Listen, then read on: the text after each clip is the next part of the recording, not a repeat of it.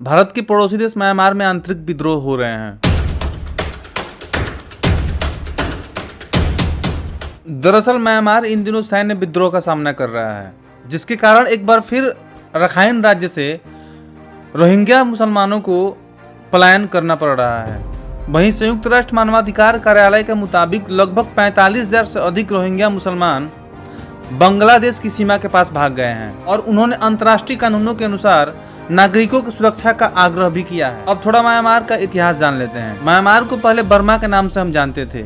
इसे 1948 में ब्रिटेन से आजादी मिली। म्यांमार ने अपने आधुनिक इतिहास का एक बड़ा दौर सैनिक शासन में गुजारा है और सेना की पकड़ 2010 के बाद थोड़ी ढीली पड़ गई, लिहाजा 2015 के बाद से यहाँ पे चुनाव होने लगे।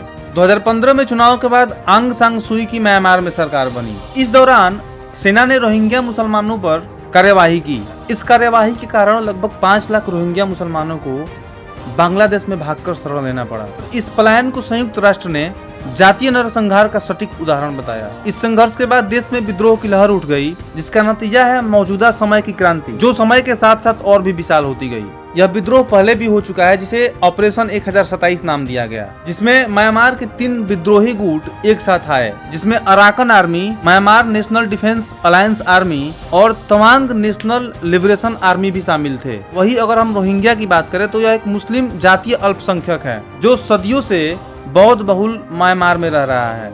कई पीढ़ियों से म्यांमार में रहने के बावजूद भी रोहिंग्या को आधिकारिक जातीय समूह के रूप में मान्यता नहीं मिली और साल 1982 में इन्हें नागरिकता देने से इनकार कर दिया गया, जिससे यह दुनिया की सबसे बड़ी राज्य विहीन आबादी बन गया है। इसके साथ ही ऑस्ट्रेलिया द्वारा प्रकाशित एक रिपोर्ट के अनुसार म्यांमार उन इलाकों को तबाह कर रहा है जहाँ रोहिंग्या मुसलमान अपना रिहायशी इलाका बना के रह रहे हैं और ये सिलसिला विगत कई सालों से जारी है। साल 2021 में म्यांमार के सैन्य नेताओं ने आंग सान सू को अपने पद से हटा दिया। उसके बाद इनके अंदर एक प्रतिरोध की भावना फैल गई। हालांकि माना यह जा रहा था कि यह विद्रोह कुछ दिन में समाप्त हो जाएगा, लेकिन ऐसा कुछ नहीं हुआ और 3 साल के बाद तक भी यहाँ के सैन्य नेताओं की मजबूती और भी ज्यादा बढ़ गई। म्यांमार में कई ऐसे संगठन हैं जो म्यांमार के कई शहरों के हिस्सों को नियंत्रित करती है। इस कड़ी में एक अराकन सेना है, जिसका दावा यह है कि हमने रखाइन प्रांत पर पूर्ण नियंत्रण कर लिया है। यह रखाइन प्रांत